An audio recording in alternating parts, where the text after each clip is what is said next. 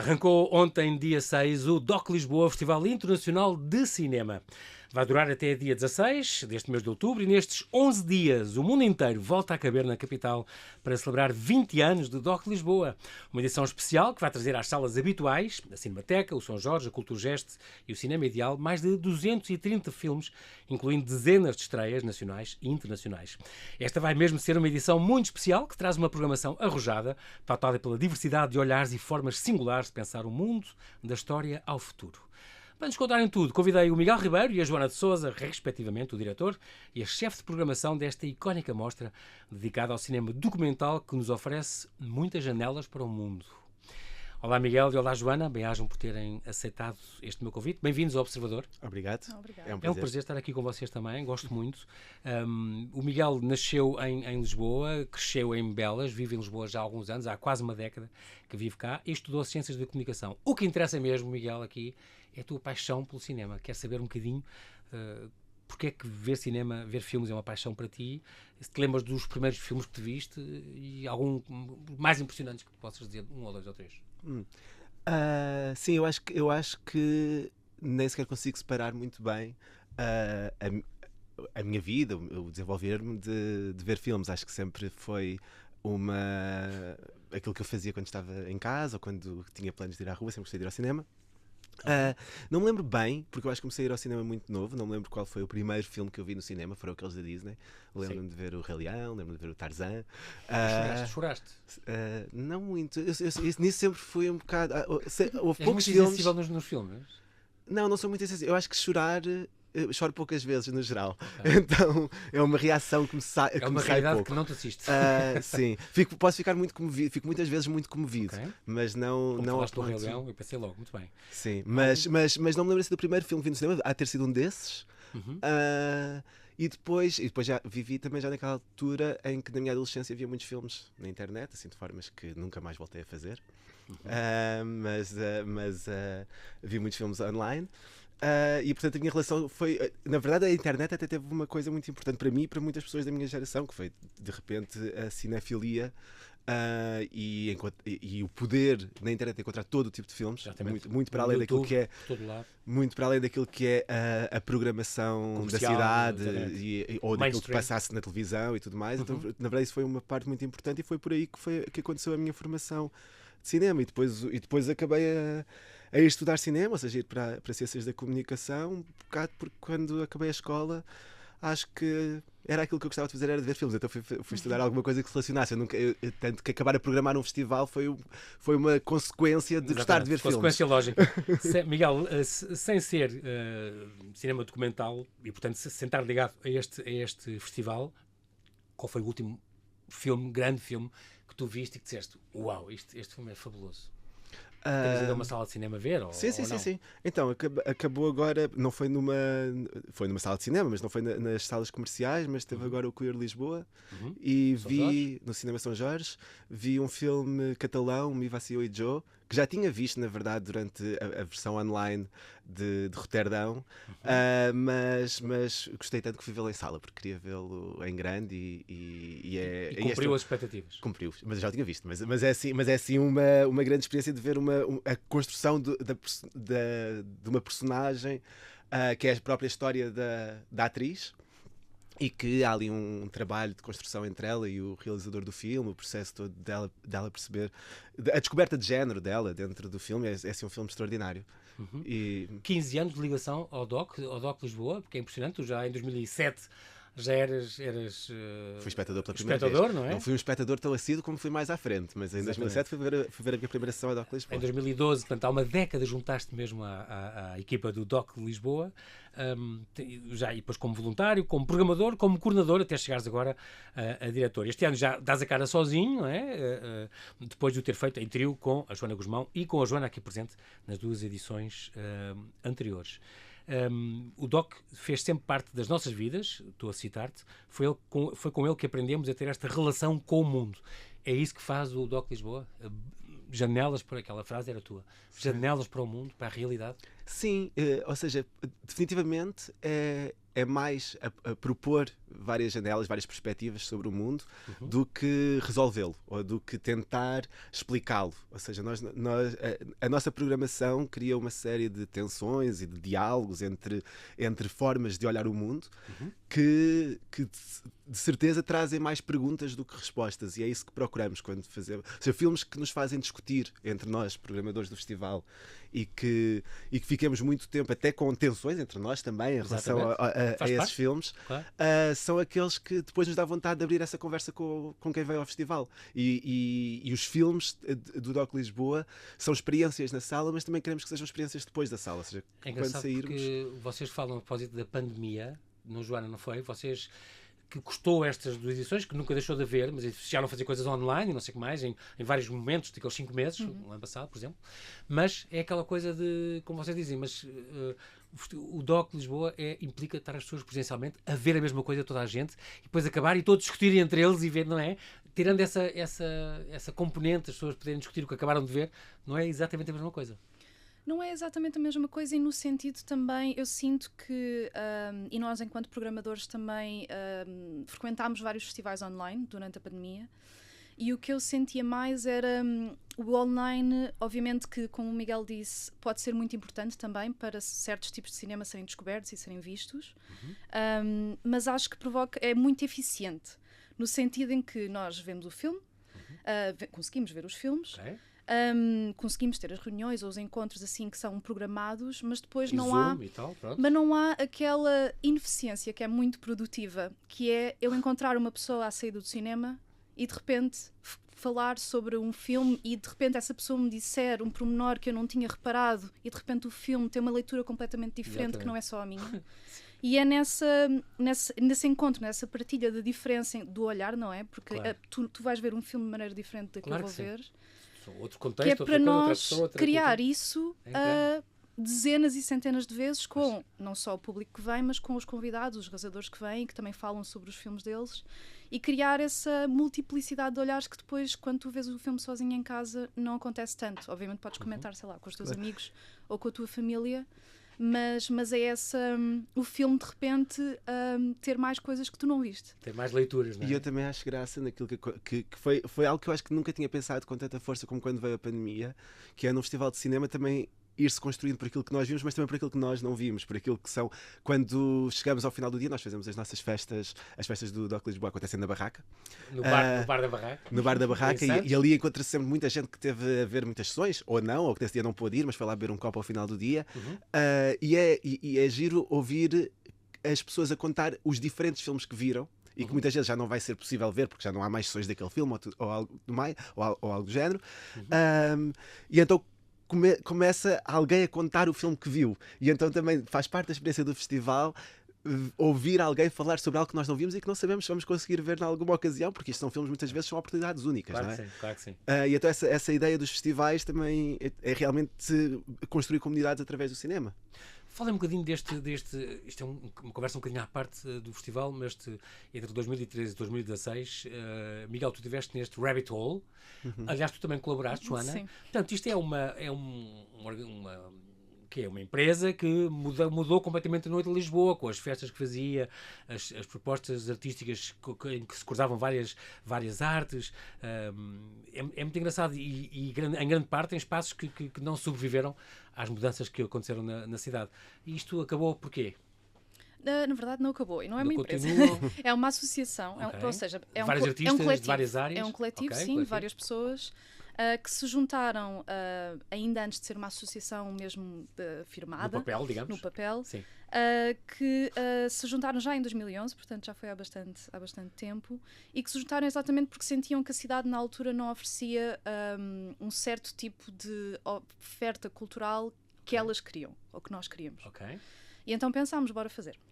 Exatamente. Porque às vezes é preciso isso, ou seja, se não há, porque é que não há? Exatamente. E então vamos tentar criar, porque de certeza que há mais pessoas que partilham desse interesse. E assim foi. Assim e duraram uns anos, organizavam festas, eventos. Sim, e que nós cruzávamos cinema, performance, aconteceu em vários sítios que agora, como disseste, já não existem, que foram transformados em outras coisas. Mas na verdade ainda existe enquanto coletivo, em que tenta de certa maneira servir de plataforma para outros artistas conseguirem um certo apoio logístico, com candidaturas, com talvez ligações a residências. Portanto, agora é um bocadinho mais, não tão, porque nós também, ou seja, os nossos trabalhos, eventualmente, as pessoas foram ficando mais velhas e foram tendo trabalhos um bocadinho mais exigentes e obviamente nós todos gostamos muito do que fazemos. Gostamos muito do que fazemos, mas também, obviamente, queremos manter isso e temos essa ligação e tentamos apoiar outras pessoas através da Rabbit Hole. A propósito da tua atividade paralela no mundo do cinema, Miguel, tu tens esta produtora, Filmes do Asfalto, não existe, onde fizeste este filme António 123, que estreou em Roterdão já há 5 anos, e depois andou em imensos festivais e até estrear depois cá, comercialmente, estreou cá em Portugal, no Brasil, na Alemanha e na Áustria. Este filme fala de quê? Este filme é feito por um realizador, o Leonardo Moura Mateus, que aliás tem um filme nesta edição do Doc Lisboa. O Leonardo é um realizador brasileiro que se mudou para Lisboa em 2014 e também ele se mudou para Lisboa depois de ter ganho o Doc Lisboa em 2013 e ter-se apaixonado pela cidade. Portanto, há aqui uma relação entre... relação de amor. Sim. Exato. Boa. E aquele filme, e o filme António 123 é um rapaz que está perdido na cidade de Lisboa e que logo no primeiro dia em que ele está a tentar muitas coisas, está a tentar libertar-se da faculdade, libertar-se de uma relação que deixou, libertar-se de muitas coisas, mas nesse processo, por várias tentativas, vai conhecendo pessoas que lhe lhe abrem novas portas, mas também lhe criam novos obstáculos. E o filme é sobre isso. Sobre estar perdido no espaço e apaixonar-se. A Joana também, a tua paixão do cinema vem também desde pequenino, desde que te lembras? Confesso que é como o Miguel, ou seja, é muito difícil assinalar assim, mas eu lembro-me, agora enquanto vocês estavam a conversar, eu lembrei-me que houve uma sessão que aconteceu num cinema que havia em Santarém, dentro do Feira Nova, que ainda não era. Não, Continente Feira Nova foi. Pois, era Feira Nova ainda. Pronto. E nós fomos ver, eu e um grupo de amigos, escolhemos um filme assim um bocado à toa e fomos ver o Inadaptado, com o Nicolas Cage. E eu lembro que eles todos estavam a odiar e decidiram sair mais cedo. E eu até por acaso estava a gostar.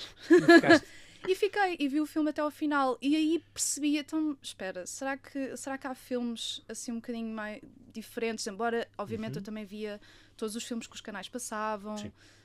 E depois, eventualmente, quando fui ficando mais velha, também fui encontrando os meus filmes pela internet, que era muito importante também, porque em Santarém não havia assim uma oferta muito grande em termos de cinema. Foi um bocado... E depois, quando vim para Lisboa, para a faculdade, decidi fazer voluntariado no Queer Lisboa e aí abriu-se uma possibilidade muito maior ao ver o cinema, organizar o cinema. Já foi há uma década, já foi em 2010, 2012. Já não sou assim tão nova. Não, tu és novíssima, pelo amor de Deus. A mesma coisa que fiz, a mesma pergunta que fiz ao Miguel, dos últimos que viste, nos últimos 2 anos, algum assim que te impressionou e que uau, este filme, mesmo sem ser documental? Por acaso, ou seja, eu tenho assim um fraquinho por ficção científica. E a Cinemateca fez uma retrospectiva de cinemas de filmes de ficção científica. Muito antigos, estilo Metrópolis e aquela gente. Exato, e eles passaram um filme que na verdade é um dos meus filmes favoritos, que é o primeiro filme do George Lucas, que é o THX 1138. E portanto foi assim bonito poder ver o filme em grande, sim. Muito bem. E também tens uma primeira curta-metragem, esta Betai. Betai quer dizer gado, tem a ver com isso?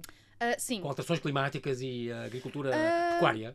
A agricultura pecuária, sim, porque eu fiz um mestrado chamado Doc Nomads, que é em 3 cidades diferentes, portanto em Lisboa, em Budapeste e em Bruxelas. E enquanto eu estava na Bélgica, eu estava interessada sobre a maneira como as pessoas alteram o corpo. E na verdade eu queria fazer um filme sobre halterofilistas e as pessoas que muito musculadas, que manipulavam o corpo através do exercício e isso. Mas depois, entretanto, eu soube de uma raça específica de vacas chamadas Bleu Belge. que são criadas para terem. Elas têm muito lombo e poucos ossos. Exato. Imagino. E eu fiz um filme um bocadinho experimental sobre exatamente como é que é este corpo destes animais, que não é uma alteração genética, ou seja, como qualquer animal que é criado para um certo extremo. Não são alteradas geneticamente em laboratório, é por criação. Sim, claro. E então é sobre essa influência humana num corpo orgânico, e foi assim uma abordagem experimental a isso. Muito bem. Para que é que serve um documentário? Miguel, queres começar tu? Muita coisa, é isso? Ou muita coisa ou muitas coisas. Eu acho que... Está em janelas, como tu gostas de dizer. Exato. Mas é mesmo isso. Sim. Ou seja, eu acho que antes de tudo, aquilo... Porque também o documentário também pode ser muita coisa e pode ser percepcionado de muitas formas. Sim. Para nós, tentamos definir o mínimo possível e que possa ser o máximo de coisas possíveis. E, portanto, é, antes de tudo, uma relação que cineastas têm com o mundo através do cinema. E, portanto, nós podemos relacionar-nos com o mundo através do cinema. Não estamos à procura de formatos, nem de formatações, nem de... são filmes muito livres, com formas muito diferentes. Muitos deles... alteram muito daquilo que possam ser os preconceitos que se possa ter em relação àquilo que vai ser ver um documentário, de muitos dos filmes que nós mostramos, porque antes de tudo é de cinema que estamos a falar, e cinema que se relaciona com o mundo. É a linguagem com a qual se vai dizer essas coisas. Se mostra um mundo, se mostra a história, se mostra outra realidade. Há imensa ficção nos filmes que nós mostramos, há filmes muito divertidos, há filmes... Isso não era suposto para não, ou é? A ficção faz parte também do cinema documental? Faz, porque a ficção, muitas vezes, o cinema, para um cineasta, a forma de poder falar sobre algo que está no mundo é através da ficção. Claro. E pode ser profundamente implicado no real, a partir do momento em que está a fazer essa ficção. Por exemplo, nós temos uma retrospectiva este ano do Carlos Reichenbach. Um brasileiro Que começou a fazer filmes durante a ditadura militar. E a utilização da ficção que o Carlos Reichenbach faz, se quisermos, é profundamente documental, porque é a criação de um universo de possibilidades que, pelas relações que estabelecem com o Brasil daquela altura, é a forma de falar sobre o seu tempo, ou sobre um tempo que se queira viver, é através da ficção. E, portanto, isso para nós, e na verdade, a relação que se estabelece com o real é profundíssima. Aliás, é uma retrospectiva integral das obras dele, que aliás tu és o curadora, Joana, não é? Certo? Em conjunto com a Cinemateca Portuguesa, sim. E deste cineasta dos anos 60, em plena ditadura do Brasil, portanto, é responsável por este cinema marginal, digamos assim, uma arte muito vanguarda na altura e que explorou desde a pornografia ao melodrama ou esta arte experimental, com estas obras, algumas delas muito curiosas, e que surgiu em São Paulo. Portanto, isto é uma retrospectiva, uma das grandes apostas deste ano. Sim, e para nós é mesmo muito importante mostrar o Carlos Reichenbach, porque ele, como tu disseste, ou seja, o cinema marginal é marginal também no sentido em que eles trabalharam à margem também de muitas estruturas financeiras. Portanto, é um cinema que foi feito com mecanismos muito baratos, ou seja, equipas pequenas, a reciclar película de anúncios de televisão que faziam, com a tentarem pedir empréstimos para fazer os filmes, e isso também, ao longo dos anos, obviamente que ele foi ficando cada vez mais estabelecido, e os últimos filmes já têm uma estrutura de produção um bocadinho diferente, embora, como ele misturava tantos géneros, ele ficou sempre assim um bocado confuso para aquelas grandes financiadoras, ou seja, eu vou-te dar dinheiro, mas como é que vai ser este filme? Ele acabava sempre por surpreender, e esse é também o convite que nós fazemos às pessoas para se virem surpreender nesta retrospectiva. E nesse sentido também, porque nós tivemos um trabalho muito grande de encontrar estes filmes, porque como existiram à margem de tanta coisa, a Cinemateca Brasileira faz um trabalho muito grande de preservação, mas a verdade é que existem muito poucas cópias, e as que existem às vezes não podem sair do próprio arquivo, portanto é mesmo uma oportunidade muito rara de ver estes filmes em sala, a maior parte deles em 35mm, e como ele veio também de São Paulo e de uma zona específica de São Paulo chamada Boca do Lixo, porque exatamente era uma zona que, dada a sua posição em São Paulo, era de onde saíam os comboios que transportavam os filmes para serem distribuídos pelo Brasil, e por causa disso começaram a aparecer várias produtoras e distribuidoras que também, como era uma zona mais barata, porque estava ligado um bocadinho à prostituição e ao tráfico de droga, eles encontravam ali um espaço para produzirem filmes muito baratos. E foi aí que o Carlos Reichenbach também encontrou o seu espaço para começar a trabalhar. A outra retrospectiva também vai ser sobre a questão colonial, que é um tema que também vão abordar, com filmes de vários realizadores. E aqui falamos da história recente do continente africano, as antigas colónias portuguesas e francesas. Sim, outra tónica deste festival. Sim, e são filmes também, muitos deles muito raros, porque há aqui a possibilidade de ver um conjunto de filmes que foram produzidos logo após a criação dessas novas nações. E são filmes que têm em si uma série de preocupações, de desejos, de problemas com os quais estavam a debater, aliás, que estavam a discutir publicamente, e esse registro da intimidade e da discussão pública que acontecia nestas novas nações, muitas vezes tem estado ausente no momento em que tem havido muito mais conversas sobre as permanências e as persistências de sistemas coloniais nas nossas sociedades. Muitas vezes sentimos que esse passado às vezes está muito bem definido na forma como certas conversas são tidas. E trazer estes filmes, trazer esta diversidade de perspectivas sobre o seu presente, que hoje em dia vemos como um certo passado, e a diversidade também de posições, é realmente muito, muito interessante e que pode ser muito útil para uma conversa mais ampla e necessária sobre este momento, que também é da nossa história. Continuamos agora a falar de alguns destaques do festival deste ano, a nível das competições. Este ano acontece a coisa curiosa ao mesmo número de 12 filmes na competição internacional e 12 filmes na competição portuguesa, 5 dos quais nos internacionais são estreias mundiais, 6 estreias internacionais, e na parte portuguesa são 8 em estreia mundial.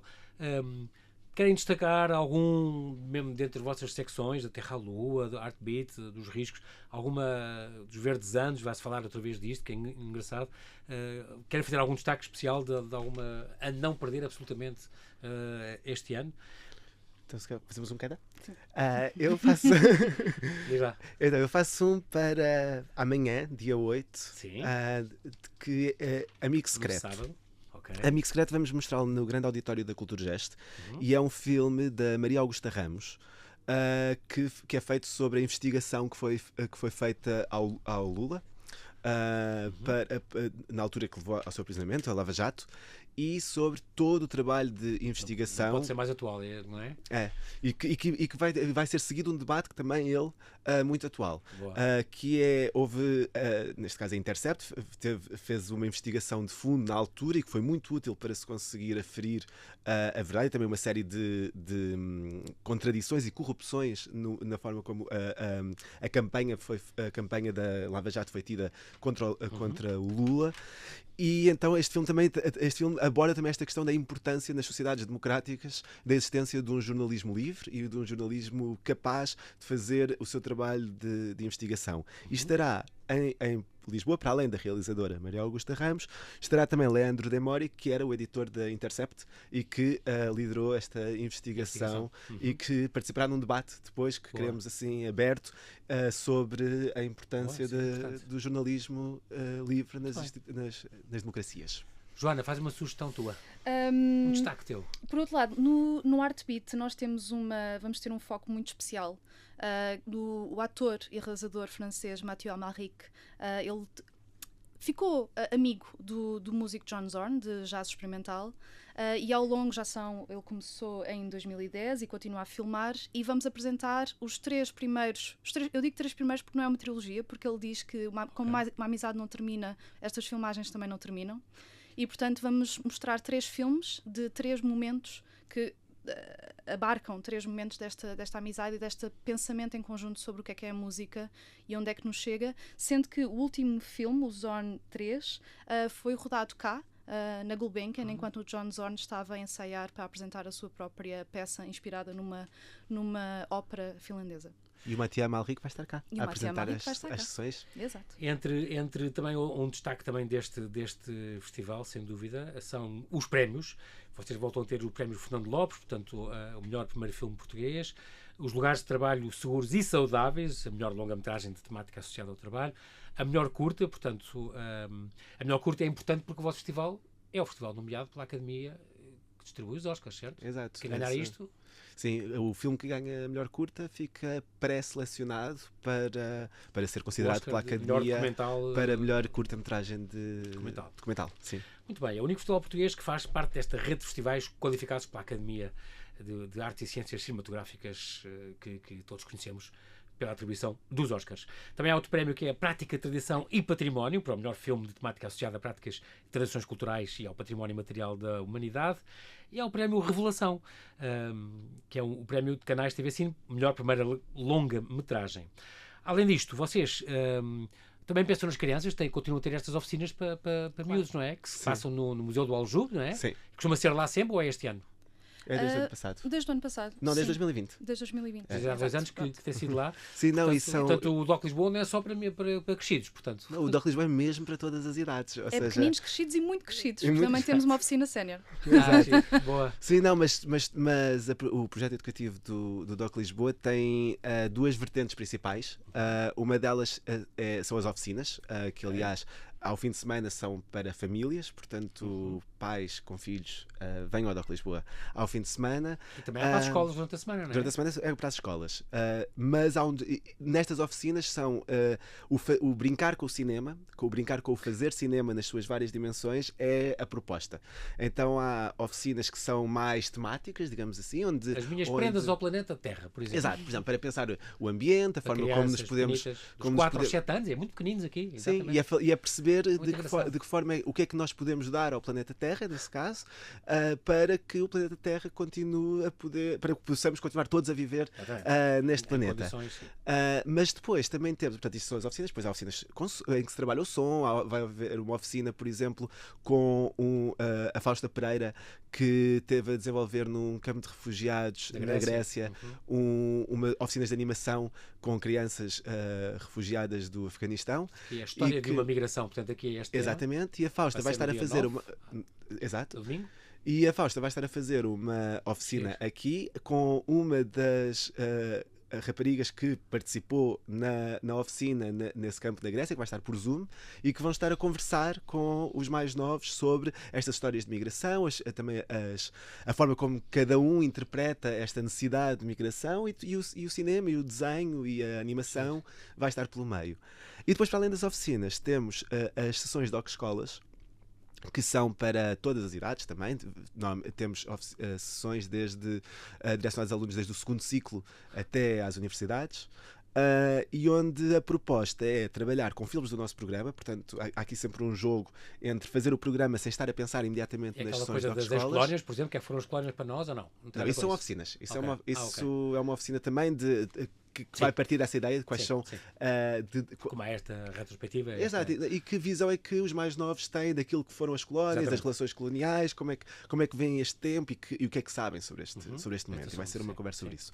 Mas as sessões de escolas são, através de programas que temos na programação geral do festival, fazemos sessões direcionadas para as escolas, em que são inscritos pelos professores, trazer turmas, e em que trabalhamos os mesmos filmes, mas a partir das suas temáticas com os alunos. E isto dá-se porque o festival tem filmes que tratam, claro, o colonialismo, por exemplo, com a retrospectiva, mas também questões ambientais, questões relacionadas com o trabalho e com as relações parentais, relações da família, e tudo isso está na programação do festival e é trazido então para o programa do DOC Escolas e para ser discutido entre alunos e professores e a equipa de programação do festival.